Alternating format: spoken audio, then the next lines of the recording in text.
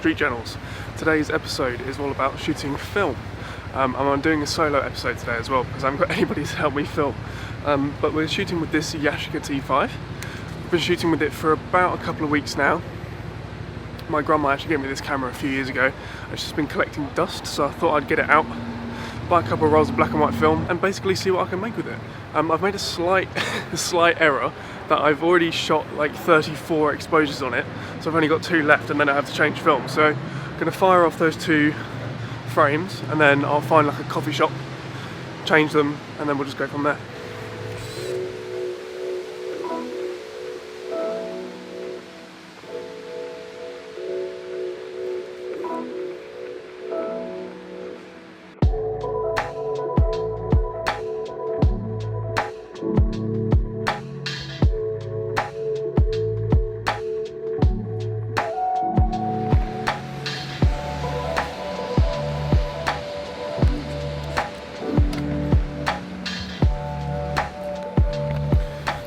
Okay, so my camera's saying that I've had 37 exposures, which is slightly concerning because I'm only supposed to have 36, so unless there's an issue with the roll, or I haven't loaded it properly, I'm not quite sure why it's doing that, but hopefully on the next frame it will just start winding itself back up again.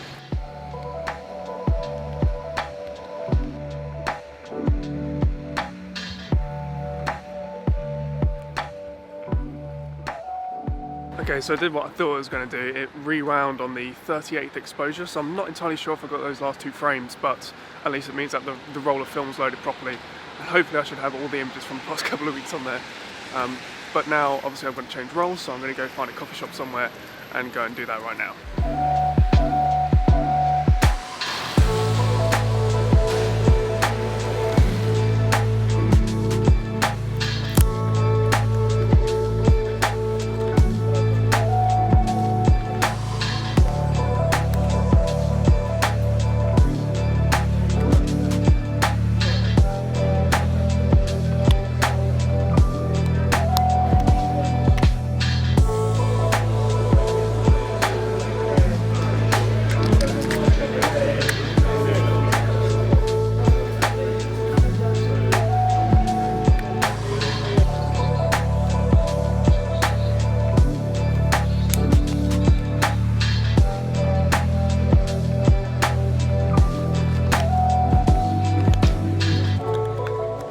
So I was previously shooting on HP5 and now I'm shooting on TR2. These are just cheap films that I've picked up from Boots.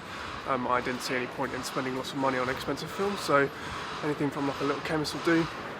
And now I'm heading up towards Covent Garden because I hate main roads, I hate busy main roads. So we'll see what we get up here. So the reason that I wanted to shoot in Covent Garden is because it's been raining and Covent Garden has like cobblestones, lots of classic architecture, and I really want to emulate that like nostalgic feel, especially on black and white film. When it's rained and you've got cobblestones and puddles and reflections, it looks really classic and I think it will work quite well.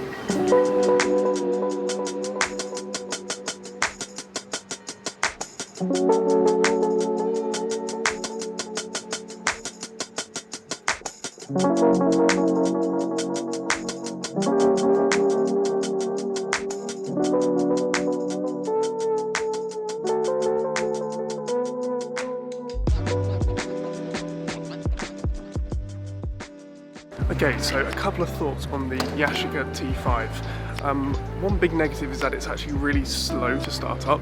You have to turn it on and then the thing slides across, and it automatically defaults to auto flash, which I really don't like using.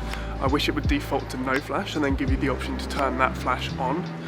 But that's something I can work around. It just means I've got to prep a little more before I take the image, which sometimes is okay, sometimes it's not ideal because the moment's then gone.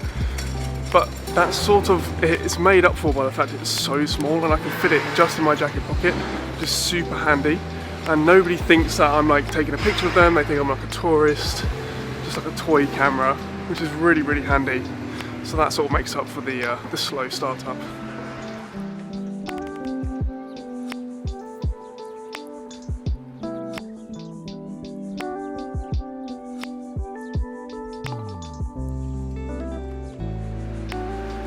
Okay, so I just got a pretty nice little set of photos of this guy using a vape cigarette, and it was basically, I saw it because it was like the opposite is silhouetted against this wall.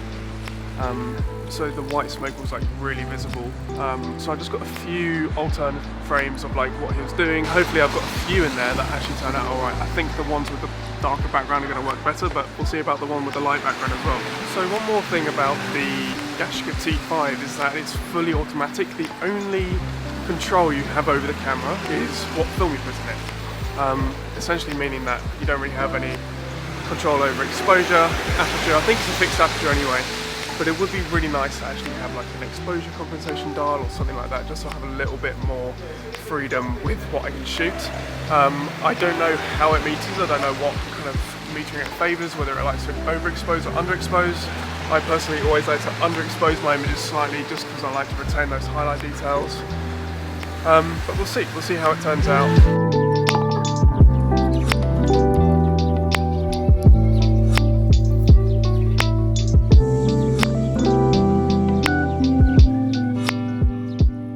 So I've just been walking through the West End in London, and it actually really shows that going back to somewhere at night, it's so dead during the day.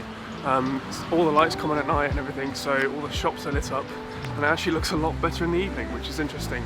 So if you've watched my street journal episode, how to take good street photographs at night, you'll see the massive contrast in what it looks like now and what it actually looks like when it's dark.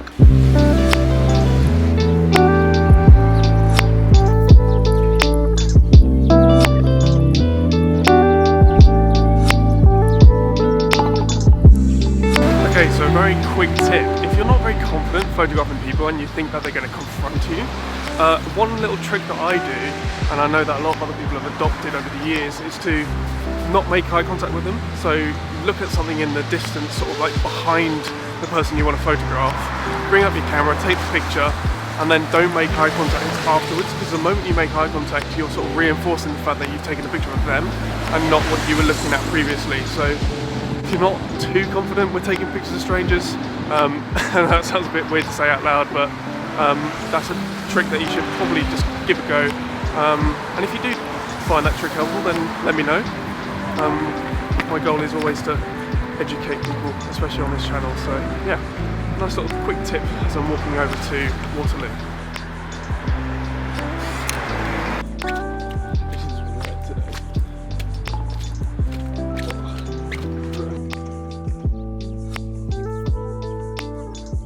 Okay, so I'm on exposure 36, so I don't know if that means that I'm out or if I've got 2 more left. This film camera's a little bit, not really quite sure what it's doing, but really solid day so far. Really enjoyed shooting film. Not being able to see what I've just taken a picture of, it's very refreshing, and I will always really prefer digital over film, just because it fits in with my routine and like what I do for a living. But I have to say, shooting film is an experience. I've really enjoyed it today, so pretty solid day, pretty solid morning of street photography on film.